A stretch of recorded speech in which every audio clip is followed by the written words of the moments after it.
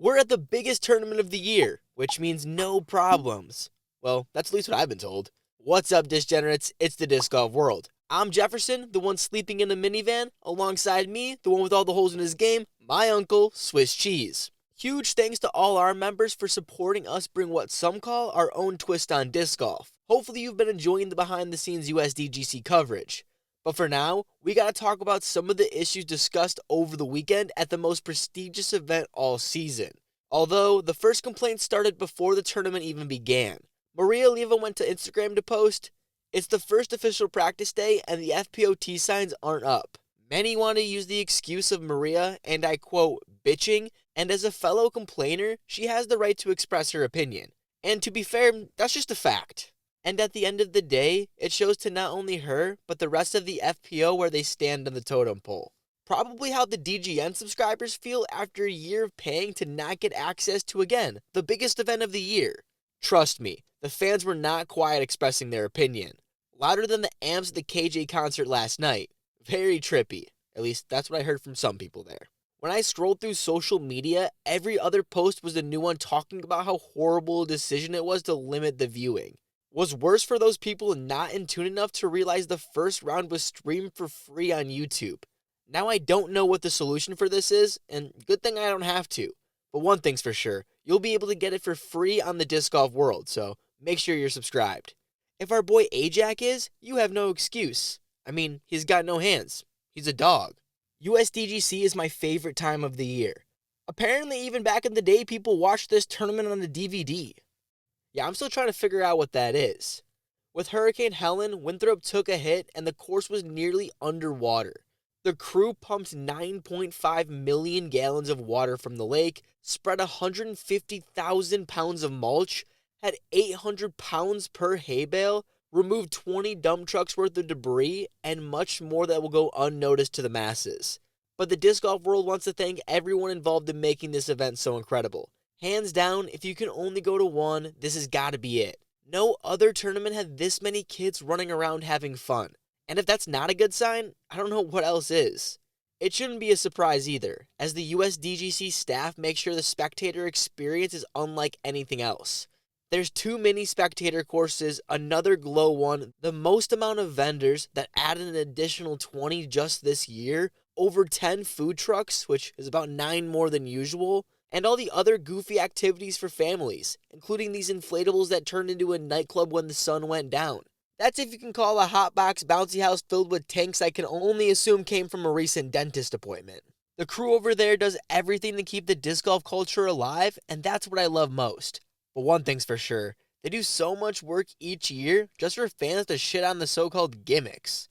At least this time they decided the trees on 9 needed to be real, which makes about as much sense as Chris Dickerson unmaking a Mando. Let us know in the comments how you feel about the so-called gimmicks, because I'm more concerned about the duct tape. There seems to be a split in opinions here. Some professionals think it was shitty or even whack, while others understand what comes with Winthrop. And Robert Bird says he liked my croc, so I respect his opinion. But I mean, come on, it's not like this was going to be a surprise. We've seen this tee location forever. Okay, fine, the oldest footage I could find was from 2009, but shit, that was when shorts below the knees were a thing. Don't worry, Brad, you still look good though. Plus, the issues surrounding tee pads started all the way back in Texas. My complaint really doesn't come down to the use of duct tape. Although, I would have preferred to see a zebra print, maybe even a Joel Freeman shirt pattern. I don't know, something to embrace the lack of preparation? Because how the hell is someone supposed to know what the official tee pad is? Which obviously was clear since there was no indication round 1, and then the next day we get the solution to all the world's problems. That being duct tape, of course. And for those saying I'm making something out of nothing, here's an example of a professional admitting to playing the hole incorrectly prior. Also, here's an instance I captured where there was questions of what officially the tee pad was.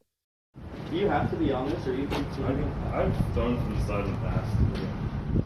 Not only that, but it happened live on coverage. Thankfully, there was a PDGA marshal to help. Now what about every other card without someone there that wasn't quite sure? Or worse, what if hypothetically someone on the card gave the wrong information? I'm just glad the problem was solved, because it could have been much worse if not. I mean, look at that thing. It already looks more beat up than a Chandler Kramer hand after too many forehands.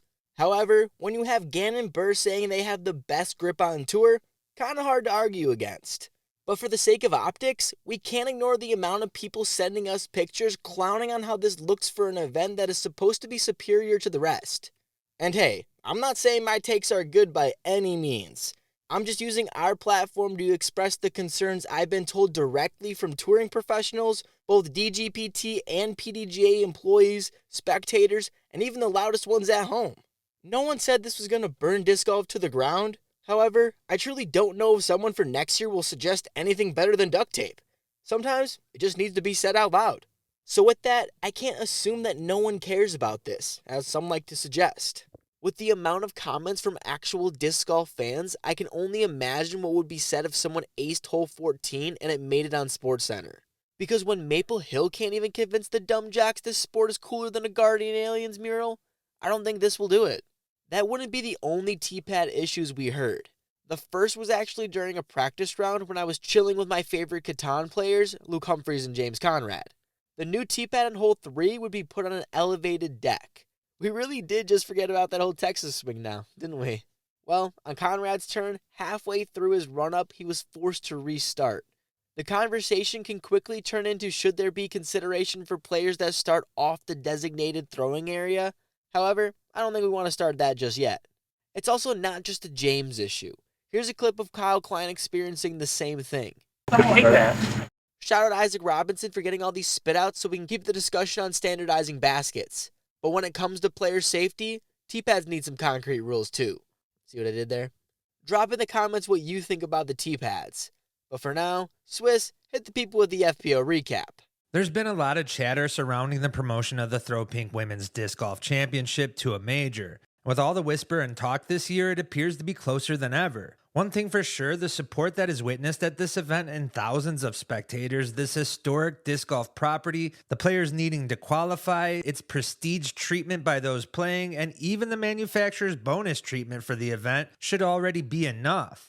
At the very least, it certainly would save all of us from having to click on a separate link on PDGA Live to follow along, because I know I'm sure as heck tired of it just over these past 4 days. It's understandable the PDGA wanting to keep the USWDGC event also, showcasing 21 divisions and allowing the ladies to shine over the entire 4 days. In no way, shape, or form should that be lost for the promotion of Throw Pink, nor is the public asking for that. But like an old El Paso commercial, all of us are just wondering why not both? The elevation to a major would only help promote the women's game further, while also only really affecting the titles of each event. That, and I'm sure it would be widely supported by, I don't know, those women PDGA card holders. It's already overdue, so PDGA, give the people what they want and just deliver already. Because the fact that we have to have this same talk year after year has already grown tiresome. And the longer you wait, the worse it looks. I do apologize for getting on the soapbox, but you can only talk about how great Kristen Tatar is for so long. So let's just dive into it already, as she has proven that she has returned to her 2023 dominant form over these last 2 days. Despite all her wins and accolades this season, Tatar has seemed off for most of the season. That, and she's acknowledged it herself in post-interviews and pressers. And even after this win, she acknowledged it yet again in her championship interview that she just felt like herself.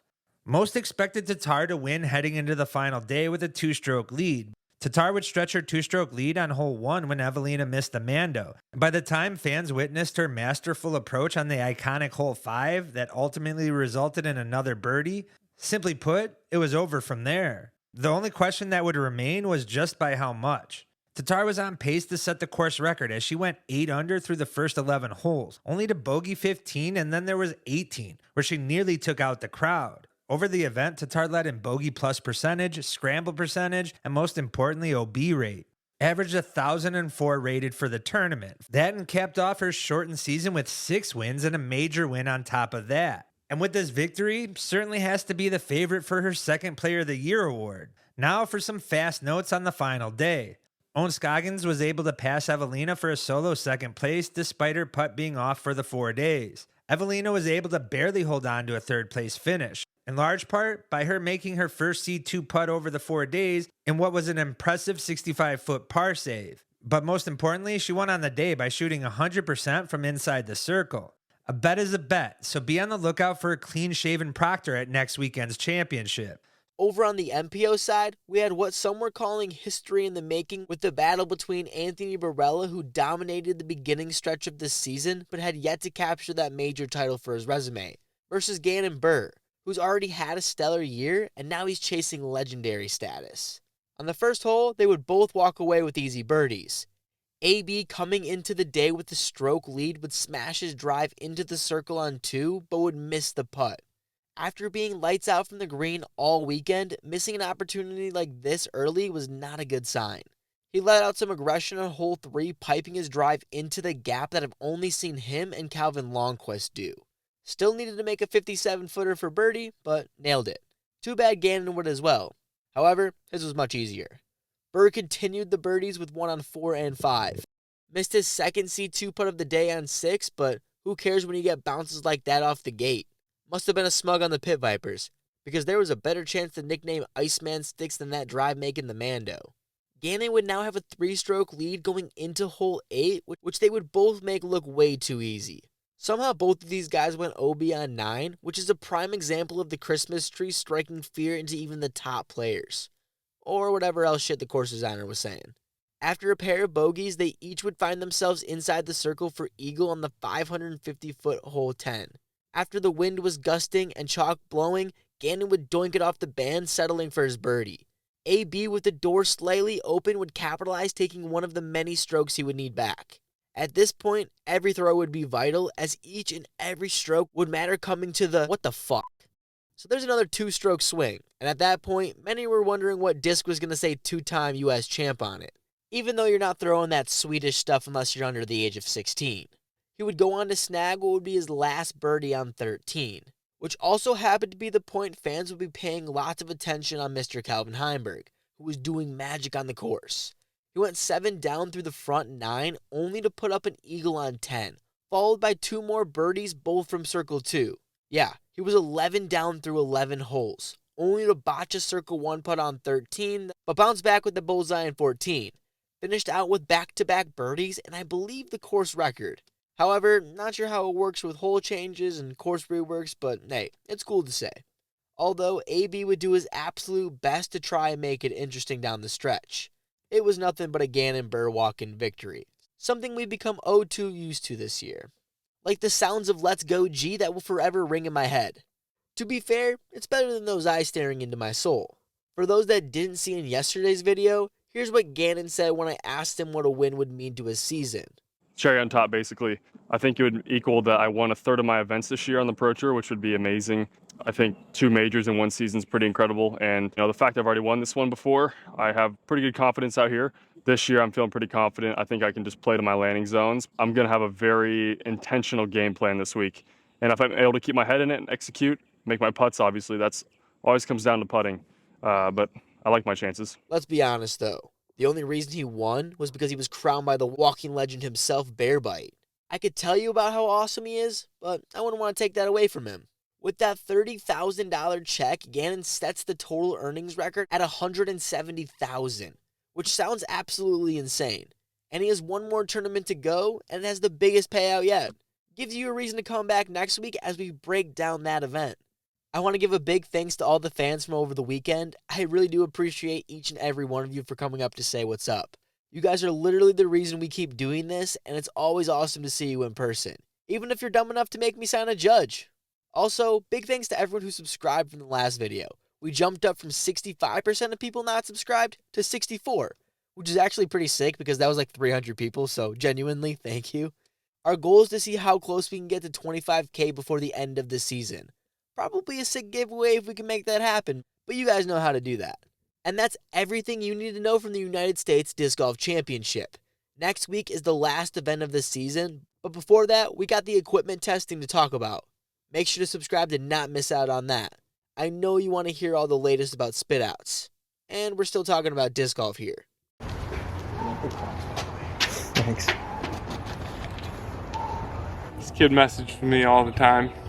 I needed some excuse for him to stop. Is that the bet? Stop messaging me if I beat you, Yeah. lefty.